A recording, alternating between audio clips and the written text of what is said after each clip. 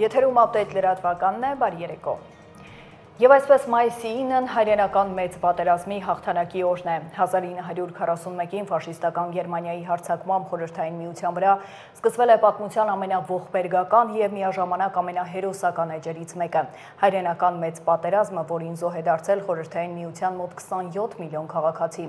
Ոչնչացվել են հազարավոր քաղաքներ ու գյուղեր։ Ֆաշիզմի դեմ մարդկության հաղթանակի գործում հսկայական էր հայերի ավանդը։ Պատերազմին մասնակցած 600,000 հայերի կեսն այդպես էլ չվերադարձավ ճակատից։ 100-ից ավելի հայորդի արժանացավ ամենաբարձր Խորհրդային Միության հերոսի կոչման։ 63 հայ գեներալներ ղեկավարել են խոշոր զորամիավորումներ, դիվիզիաներ, կորպուսներ, բանակներ, իսկ Հովհաննես Բաղրամյանը եղել է մերձբալթյան առաջին ռազմաճակատի հրամանատարը։ Հաղթանակի նվիրված միջոցառումներին ներկա է վարչապետը Նիկոլ Փաշինյանը Մոսկվա է ժամանել 3։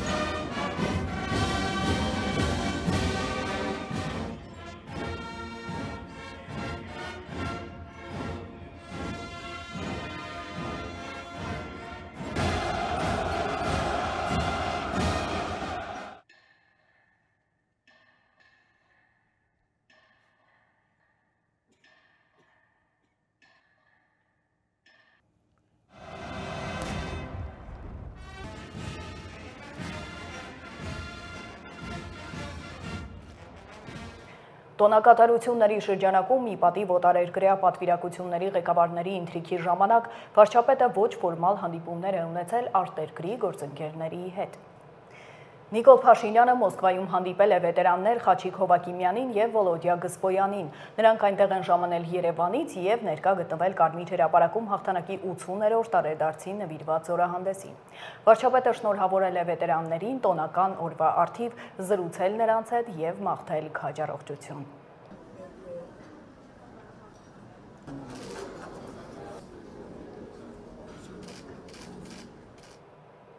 Այսօրն աշխարհը նաև առերեսվում է նացիզմի, ֆաշիզմի, տոտալիտարիզմի եւ նրա բոլոր դրսևորումների վտանգավորության հետ, որը հակոտնյա է անհատի, ժողովրդի, պետության, ազատության եւ երջանկության հետ, որի առանցքային նպատակը գերիշխելը, պատերազմներ հրահրելն ու ազատությունները սահմանափակելն է։ Վարչապետն ուղերձ է հղել, շեշտել, որ Հայաստանի Հանրապետությունը գնում է այլ ազատության, ժողովրդավարության, խաղաղության ճանապարհով։ Սա ամենևին էլ հեշտ ճանապարհ չէ, բայց ճանապարհ է, որն արժե անցնել ու այդ ճանապարհը լիարժեք անցնելու եւ անշրջելի հանգրվանի հասնելու համար անհրաժեշտ է համոզվածություն, հավատ, շրջահայացություն եւ հետեւողականություն։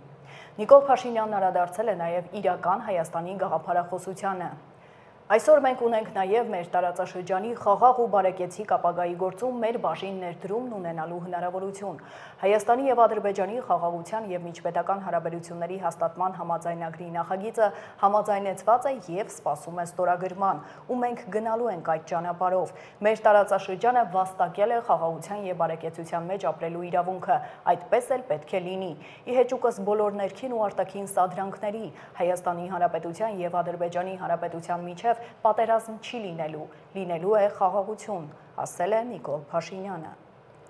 Հաղթանակի ու խաղաղության տոնի առթիվ Հանրապետության նախագահը ազգային ժողովի նախագահի եւ երկրի բարձրագույն ղեկավարության հետ այցելել է հաղթանակ զբոսայգի։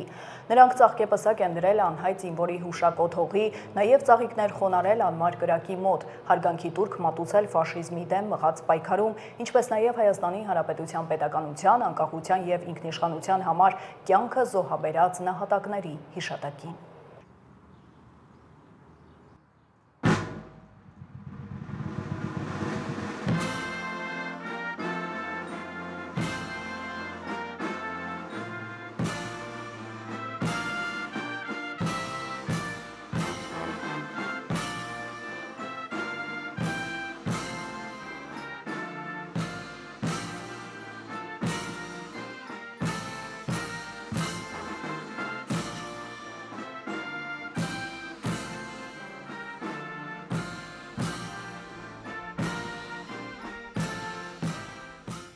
Վաղարավոտյան տոնական ու բարձր տրամադրություն էր Աբովյան համայնքում։ Քաղաքային իշխանությունը քաղաքի սրտում կազմակերպել էր տոնական միջոցառում։ Շնորհավորում են բոլորին ու մաղթում միասնականություն հայ ազգին։ Տպավորություններն ու տրամադրությունները տեսանյութում։ Հայ ժողովուրդը մայիսի 9-ին տոնում է եռատոնը։ Հայրենական մեծ պատերազմում հաղթանակը, Շուշիի ազատագրման եւ Արցախի պաշտպանության բանակի ստեղծման տարեդարձը։ Վաղ առավոտից տոնական ու բարձր տրամադրություն էր Աբովյան համայնքում։ Քաղաքային իշխանությունը քաղաքի սրտում կազմակերպել էր տոնական միջոցառում։ Հայրենական պատերազմի տարբեր ռազմաճակատներում կռվել ու հաղթանակում իրենց ավանդն են ունեցել 600,000 հայորդիներ։ Նրանց գործած սխրանքն անմահ է, իսկ հիշատակը վառ պահելու եւ սերունդներ փոխանցելու պատգամը յուրաքանչյուրինս։ Աբովյան համայնքի ղեկավարը, Աբովյանի համայնքապետարանը եւ Աբովյան համայնքի բնակչությունը կազմակերպել, որ իր մասով մասնակցում է այդ միջոցառումներին։ Եվ այսօր բնականաբար մենք անուն առ անուն հիշում ենք, ոգեկոչում ենք, ինչ որտեղ նաեւ փառավորում ենք մեր հայրենական մեծ պատերազմի ժամանակ տասնյակ, գուցե նաև 100,000-ավոր հայերին, մասնակիցներին, որոնք իրենց պարտքը իրականացրեցին եւ մասնակցություն ունեցան ֆաշիզմի դեմ պայքարին։ Եռատոնը եղել է, կա ու կլինի եւ ես կոչ եմ անում բոլորին հիշել դա, որ հայ ժողովուրդը իր հայրենիքում տեր է, հազարամյակներով ապրել է իր հողի վրա եւ այստեղից այս հայրենիքից բացի ուրիշ տեղ Հայաստան անունով երկիր հայտնի չէ ու չի էլ դառնալու։ Սա է հայ ժողովրդի հայրենիքը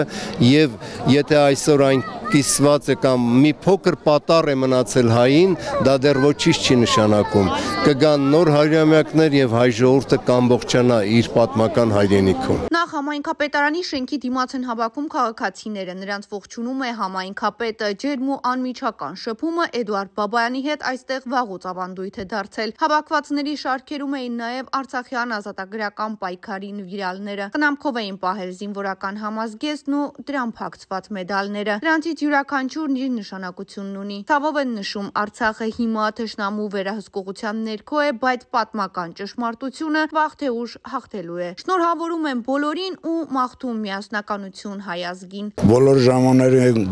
ժամանակներում չի որ հաղթում են, լինում են պահեր, որ պարտվում են ել, բայց այդ պարտությունը կրելուց հետո հասկանում են, որ պետք է լավ միասնական լինեն, պայքարեն ու հասնում են արդյունքի։ Եթե դառնանք մի բռունցք,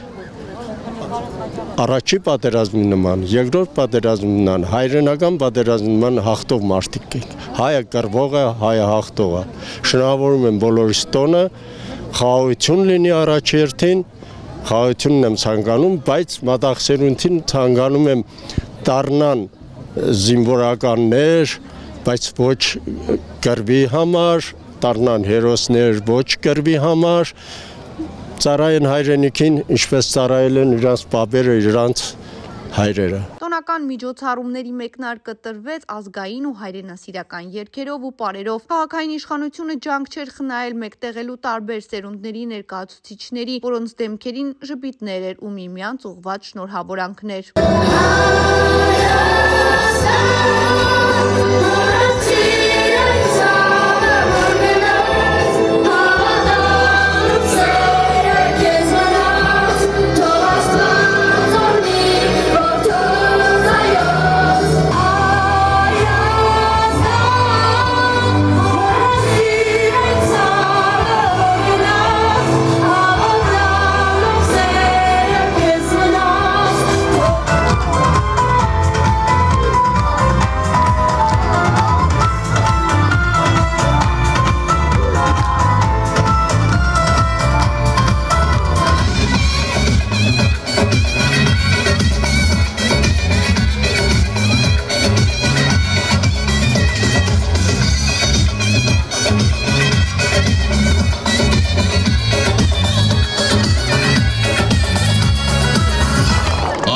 Դիեզերքի նվերն եմ արդում։ Շնորհավորում եմ եռատոնը, մայիսի 9-ը Հայաստանի համար հաղթանակի եւ խաղաղության օր է։ Արտախոյ բնակավայրը տվել է իր հերոսները, իր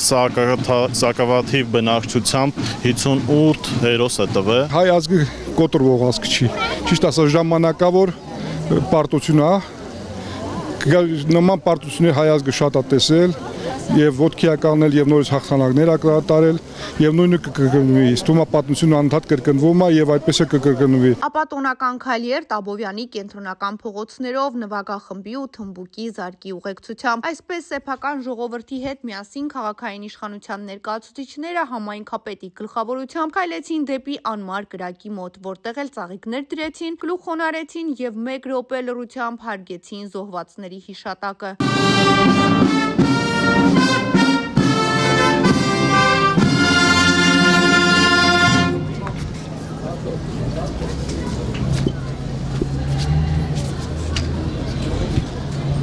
Աբովյանի համայնքապետարանում յուրաքանչյուր տոնական միջոցառում կազմակերպվում է հավուր պատշաճի, ընդգրկելով ողջ համայնքի բնակիչներին, իսկ այսօրվա տոնական միջոցառումն ապացույցն է ամենակարևորի, որ հայ ժողովուրդը միասնական է։ Մայիսյան եռատոնը եղել է, կա ու պիտի լինի, հավերժ, փառք ու խոնարհում բոլոր ժամանակների հերոսներին։ Շարունակենք։ Խաղաղության պայմանագրի ստորագրման հարցով գուցե առաջիկայում լավ նորություններ լինեն։ Հաղթանակի զբոսայգում ազատության հետ զրույցում տեղեկացրել է արտաքին գործերի նախարարը։ Հարցին կան բանակցություններ Բաքվի հետ, եթե այո, ապա դրանք Ադրբեջանի նախապայմանների շուրջ են, արտաքին քաղաքական գերատեսչության ղեկավարը պատասխանել է, որ ամեն ինչ ասված է, ըստ էության թարմացնելու տեղեկություն չկա։ Մենք ինչպես պատրաստ ենք վարկյան առաջ սկսել այդ ուղղությամբ խորհրդակցությունը, այնպես էլ այժմ պատրաստ ենք։ Իհարկե, ցավոք սրտի տարբեր հայտարարություններ ենք լսում ադրբեջանական կողմից, առայժմ առաջընթաց չկա, բայց խոսակցություն կա եւ ինչպես ցանկացած բանակցության դեպքում համբերությամբ զինվենք եւ գուցե առաջիկայում լավ նորություններ լինեն։ Ինչ առումով լավ նորություն։ Խաղաղության պայմանագրի ստորագրման։ Բայց այս պահին դեռ իրավիճակը նույնն է։ Ասացի, որ խոսակցություն կա, բայց շոշափելի արդյունք առայժմ ոչ։ Հայաստան-Ադրբեջան խաղաղության համաձայնագրից է խոսել նաև Անվտանգության խորհրդի քարտուղարը։ Արմեն Գրիգորյանը պատասխանել է լրագրողների հարցին, թե ինչ քայլեր են ձեռնարկվում Ադրբեջանի կողմից հրադադարի խախտումների առնչությամբ։ Հայաստանը խնդրել է դիվանագիտական ճանապարհով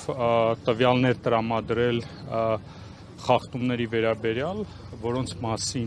Ադրբեջանը հայտարարում է, նրանց մասին հետաքննություն է կատարել Հայաստանը եւ փոխանցել է Ադրբեջանին բոլոր միջադեպերի վերաբերյալ։ Իսկ երբ որ Ադրբեջանն է հայտարարում դրա մասին եւ կներեք Հայաստանի հայտարարած խախտումների վերաբերյալ, որ Ադրբեջանն է խախտումներ կատարել, դրանց վերաբերյալ Հայաստանը տվյալներ է փոխանցել Ադրբեջանին եւ ակնկալում է մանրամասն հետաքննություն դրանց վերաբերյալ։ Ադրբեջանը մեզ ինչ տվյալներ է փոխանցել, ասացիք փոխանցել է ես։ Իրենց կողմից ըստ իրենց խախտումների վերաբերյալ եւ մենք հետաքննություն ենք կատարել դրանց մասին։ Եվ պարզել է, որ ընդհանուր առմամբ այդպիսի խախտումներ չեն եղել։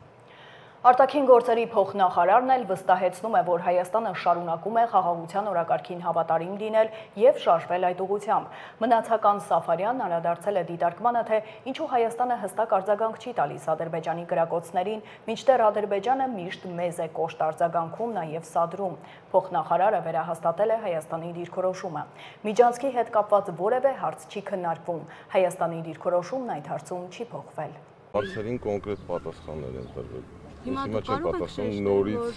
նույն բանը մի քանի անգամ դիրքորոշմանն է մնում եւ ոչինչ չի փոխվել դիրքորոշման մեջ Հայաստանում։ Այսինքն բացառում եք միջանցքի տրամադրումը։ Իհարկե, քանի անգամ ասել ենք, այսինքն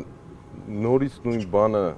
հարցնելու ինչ իմաստ։ Դարձյալ օրվա խորհուրդը Միացյալ Նահանգների դեսպանատունն է հաղորդագրություն հրապարակել։ Այսօր հաղթանակի օրը մենք հիշում ու հարգանքի տուրք ենք մատուցում երկրորդ համաշխարհային պատերազմի հայ եւ ամերիկացի հերոսներին նրանց խիզախության ու զոհաբերության համար, ասված է հաղորդագրությունում։ Իսկ Մոսկվայում կայացել է հայրենական մեծ պատերազմում հաղթանակի 80-ամյակի նվիրված շքերթը, որին Ռուսաստանի նախագահ Պուտինի հետ մասնակցել է նաև գրեթե 30 երկրի ղեկավար։ Այս եւ միջազգային այլ նորություններ տեսաշարով։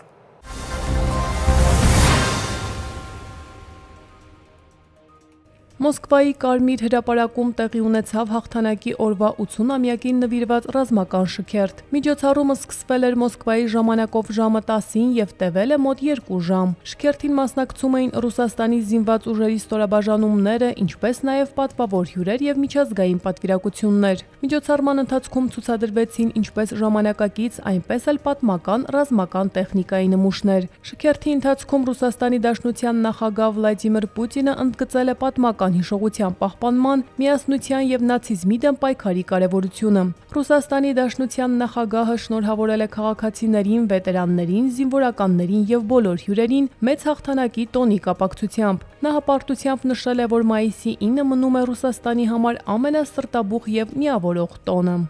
3 Սիքստինյան կապելայի ծխնելույզից սպիտակ ծուխ դուրս եկավ ազդարարելով, որ կարդինալների կոնկլավը ընտրել է Հռոմի 267-րդ պապին։ Նոր Հռոմի պապ է ընտրվել 69-ամյա կարդինալ Ռոբերտ Ֆրենսիս Պրևոն Չիկագոյից։ Նա պատմության մեջ առաջին ամերիկացի պապն է։ Նա վերցրել է Լեո 14-րդ պապական անունը։ Հռոմի 267-րդ պապը դուրս եկավ Սուրբ Պետրոսի տաճարի պատշգամբ եւ ողջունեց հավատացյալներին որպես պապ հանդես գալով իր առաջին հրապարակային ելույթով։ Նոր պապը կփոխարինի Ֆրանցիսկոս պապին։ Հռոմի Ֆրանցիսկոս պապը մահացել է սրտի կաթվածից ապրիլի 21-ի վաղ առավոտյան Վատիկանի Սանտա Մարտայի իր կեցավայրում։ 88-ամյա Ֆրանցիսկոս պապին հուղարկավորել են ապրիլի 26-ին։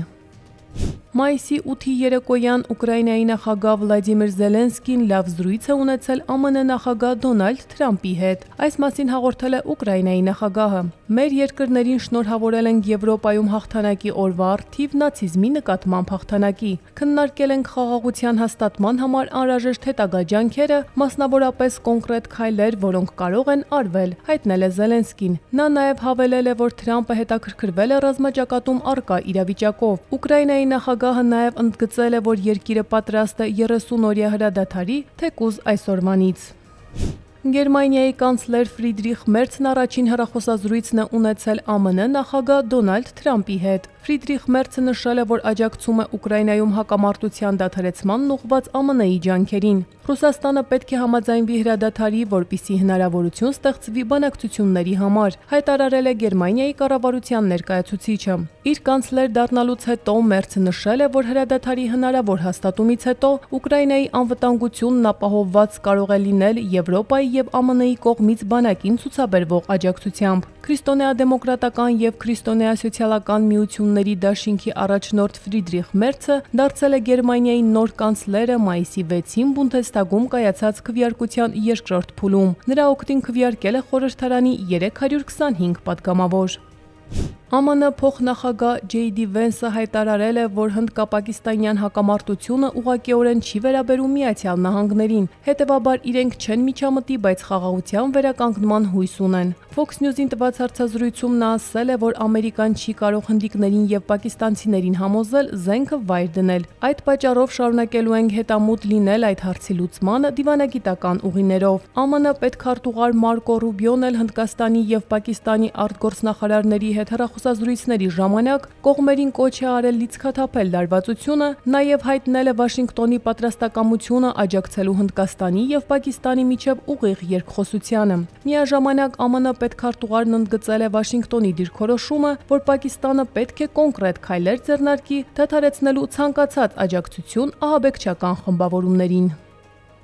Սերբիայի նախագահ Ալեքսանդր Վուչիչը մայիսի 8-ի երեկոյան Մոսկվայում հանդիպել է Սլովակիայի վարչապետ Ռոբերտ Ֆիցոյի հետ։ Այս մասին քաղաքական գործիչը հայտնել է Ինստագրամում։ Եղբայրական հանդիպում Սլովակիայի վարչապետ Ռոբերտ Ֆիցոյի հետ այսօր երեկոյան Մոսկվայում։ Սերբերը եւ սլովակները հավերժ եղբայրներ են, լուսանկարը մակագրել է Վուչիչը։ Քաղաքական գործիչը նաև տեսանյութ է հրապարակել, որում սեղմում է Ֆիցոյի ձեռքը։ Վուչիչն ու Ֆիցոն ժամանել են Մոսկվա նշելու երկրորդ համաշխարհային պատերազմի ավարտի 80-ամյակը։ Կորեայի ժողովրդական դեմոկրատական հանրապետությունը հայտարարել է, որ անցկացրել է ռազմական զորավարժություններ, որոնց ընթացքում իրականացվել է հրթիռի փորձարկում։ Այս մասին հաղորդել է Կորեայի ձայնը ռադիոկայանը։ Ավելի վաղ Հարավային Կորեային եւ Ճապոնիան արձանագրել էին անհայտ բալիստիկ հրթիռի արձակում ճապոնական ծովի ուղղությամբ։ Ռադիոկայանը նշել է, որ Կորեայի ժողովրդական դեմոկրատական հանրապետության առաջնորդ Կիմ Չեն Ընը անձամբ է ղեկավարել այդ զորավարժությունները հինգշաբթի։ Ճապոնական ԶԼՄ ԶՄ-ների հաղորդմամբ հրթիռն արձակվել է մոտավորապես ժամը 9:20-ին եւ թռել է շուրջ 800 կիլոմետր, հասնելով 100 կիլոմետր առավելագույն բարձրության։ Ճապոնիայի վարչապետ Սիգերու Իշիբան հայտարարել է, որ իշխանությունները տեղյակ են հնարավոր հրթիռային փորձարկման մասին եւ տվյալների հավաքագրման գործընթաց են իրականացնում։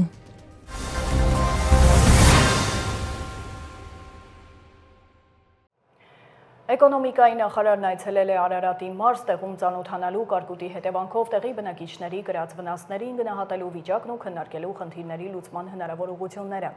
Գևորգ Պապոյանը եղել է Արտաշատ համայնքի Քաղցրաշեն, Մրգանուշ, Աբովյան եւ Ջրաշեն բնակավայրերում, ծանոթացել վնասի ծավալին, գյուղացիների խնդիրներին ու սպասումներին։ Նախարարը ներկայացրել է պետական աջակցության գործիքակազմն ու վստահեցրել, որ նախարարությունն ամեն ինչ կանի ուսումնասիրելու եւ կիրառելու կարճաժամկետ եւ երկարաժամկետ լուծումներ, այնպիսի վնասների ռիսկերն առավել արդյունավետ կառավարելու համար։ Մեր այցելության նպատակը ոչ միայն վնասն արձանագրելն է, այլ նաև լսելը համայնքների բնակիչներին, հասկանալը ինչ աջակցության կարիք կա, որպեսզի պետական քայլերը լինեն հասցեական եւ նպատակային։ Մենք աշխատանքային խմբի միջոցով կավարտենք վնասի գնահատման գործընթացը եւ արդյունքն ամփոփելուց հետո կքննարկենք հետագա անելիքները, ասել է նախարարը։ 300 դպրոց ծրագրի շրջանակում կառավարությունն ուսումնասիրել է հանրապետության բոլոր հանրակրթական դպրոցների շենքային պայմանները։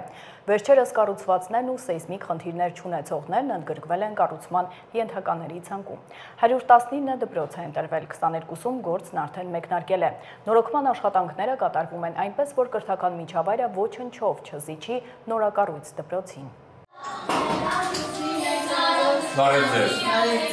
Հնաբերդի բուժամբուլատորիան ժամանակավոր դասասենյակ նախակրթարանի սաների ու 10-րդցիների համար։ Խոհանոցային փոքր սենյակում տեղավորվել են 7-րդ դասանի աշակերտները։ Վարչական ղեկավարի աշխատասենյակում էլ գյուղի միջնակարգ դպրոցի 5-րդցիներն են։ Պարոն Պողոսյանը տարեսկզբին է համայնքապետարանի բանալիները ուսուցիչներին հանձնել, սենյակից դուրս եկել։ Աշխատակազմի ղեկավարի սենյակում եմ անցկացնում, պակահես գեղեցիկ ծառի տակ եմ գյուղացիների հետ հանդիպում։ Հիմա եղանակները արդեն տաքացել է լավ է։ Հիմնական մեզ կաբինետ պետք չի, գյուղն է, գյուղի աշխատանքներն է, այցելում ենք դաշտերը։ Մի քանի դասարան էլ տեղակայել են մշակույթի տան շենքում, դասերը կազմակերպելու համար տարածքի փնտրտուքները սկսեցին անցած տարեվերջին, երբ իրենց դպրոցը վերջապես հայտնվեց նորոգվողների ցանկում։ Դիտարկում էին նաև հարակից բնակավայրեր գնալ գալու տարբերակը երկրորդ հերթով։ Լուծումը անհարմար էր թե աշակերտների ծնողների եւ թե ուսուցիչների համար։ Հիմնականում երիտասարդ են, որոնք ունեն տանը փոքրիկներ, տալիս են մանկապարտեզ, գալիս են աշխատանքի, իսկ այդ ժամերին արդեն շատ դժվար է լինելու։ Տեղափոխեցինք ամբողջ գույքը, տարանք տեղավորեցինք այդտեղ, որոշ բաներ տներն ենք ի պահ տվել, որովհետև այդքան պահուստային տեղեր չկար, բայց ամեն դեպքում աշխատանքը չընդհատվեց, շարունակվեց, ոչ մի ժամ մենք մեր դասապրոցեսը չենք կանգնեցրել, չենք դադարեցրել։ 127 սանուն են ներառյալ նախակրթարանում սովորողները։ Դպրոցի շենքը թեպետ համեմատաբար նոր է, 2009 է հանձնվել շահագործման, բայց նորոգման արդիականացման աշխատանքները խիստ պասված էին։ Ժամանակի ընթացքում դրամատակարարման խողովակները վնասվել էին եւ կարիք ունեին փոփոխման, սահնանգույցներում ունեին խնդիրներ, ինչպես նաեւ ջեռուցման համակարգի հետ կապված։ 300 դպրոց ծրագրի շրջանակում կառավարությունը սկսեց հանրակրթական դպրոցների շենքային պայմանների լայնածավալ ուսումնասիրություններ։ Կազմված միջգերատեսչական խմբի մասնագետները միայն 2024-ին 450 դպրոցում են եղել։ Պարզել են, ընդհանուր առմամբ շենքերը մաշված են, նորերը կառուցելու անհրաժեշտություն կա։ Միայն 119-ում որոշում կայացրին հարցը լուծել նորոգումներով։ Այդ շենքերը կկարողանան նույնպես համապատասխանել արդիական միջավայրի հագեցվածության պահանջներին եւ ծառայել առնվազն առաջիկա տարիներին մեր երեխաների կրթության համար։ Դպրոցներից 22-ում նորոգումներն արդեն մեկնարկել են, մյուսները շինարարության տարբեր փուլերում են, նախագիծ, նախահաշիվ։ Ընտրված դպրոցներն իրենց մեծությամբ աշակերտների թվով տարբեր են։ Յուրաքանչյուրի նորոգումը միջինում կարժենա մոտ 300 միլիոն դրամ։ Ամբողջությամբ վերանորոգվում են սանհանգույցները, հատակներն են փոխվում, տանիքների, պատուհանների հետ կապված, ջեռուցման համակարգի հետ կապված, տարածքի բարեկարգման բոլոր անհրաժեշտ աշխատանքները անում են եւ բոլոր դպրոցները պետք է հագեցվեն ամբողջությամբ նոր գույքով։ Այն դպրոցներում, որտեղ օրինակ մարզադահլիճ չկա, կկառուցեն կառավարության մեկ այլ ծրագրով, որտեղ անհրաժեշտություն կա դասարաններ ավելացնելու, հարցը կլուծեն կցակառույցներով։ Պատմական իրադարձության մեկնարկը տրված է։ Կարատեի Եվրոպայի հոբելյանական 60-րդ առաջնությունը Հայաստան է բերել մոտ 1000 մարզիկի 54 երկրից։ Մարզահամերգային համալիրում բացման հանդիսավոր արարողությանը ներկան եղել վարչապետի աշխատակազմի ղեկավարը, կրթության, գիտության, մշակույթի և սպորտի նախարարը, աշխարհի և Եվրոպայի կարատեի ֆեդերացիայի նախագահը, Եվրոպայի կարատեի ֆեդերացիայի գլխավոր քարտուղարը, բարձրաստիճան պաշտոնյաներ, պատվավոր հյուրեր, աշխարհի տարբեր երկրներից ներկայացուցիչներ, մարզասերներ։ Մինչև մարզիկների շքերթը նախ լուսային և թատերական ներկայացում է եղել։ Ցուցադրվել են կարատե մարզաձևի միտքը, փիլիսոփայությունն ու առանձնահատկությունը։ Կրթության նախարարը հաջողություն է մաղթել մարզիկներին, իսկ կարատեի ֆեդերացիայի նախագահը շեշտել է, որ սա ավելին է, քան սպորտային միջոցառումը, այն ինքնաճանաչման, միասնության և ընդհանուր վստահության պահ է եվրոպական կարատեի ընտանիքում։ Հայաստանը կարգապահության, հարգանքի և տոկունության արժեքների վրա կառուցված երկիր է, որը խորապես արմատավորված է կարատեի ոգու մեջ։ Վերջին տարիներին մենք անխոնջ աշխատել ենք մեր ֆեդերացիայի ամրապնդման ուղղությամբ, ներդրումներ ենք կատարել երիտասարդության զարգացման մեջ և խթանել կարատեն ոչ միայն որպես մրցակցային մարզաձև, այլև որպես ապրելակերպ, ասել է Վազգեն Հարությունյանը։ Մասնակիցներին ողջունել և հաջողություն է մաղթել նաև կարատեի Եվրոպայի ֆեդերացիայի նախագահն ու հայտարարել մրցաշարը բացված։ Կարատե մարզաձևը Հայաստանում, հատկապես դպրոցականների շրջանում ամենասիրելի և ամենատարածված սպորտաձևերից մեկն է։ Առաջնությունը հնարավորություն կտա առավել խրախուսել մեր երեխաներին, որպեսզի նրանք շարունակեն գնալ այդ ճանապարհով գրանցելով նոր նվաճումներ։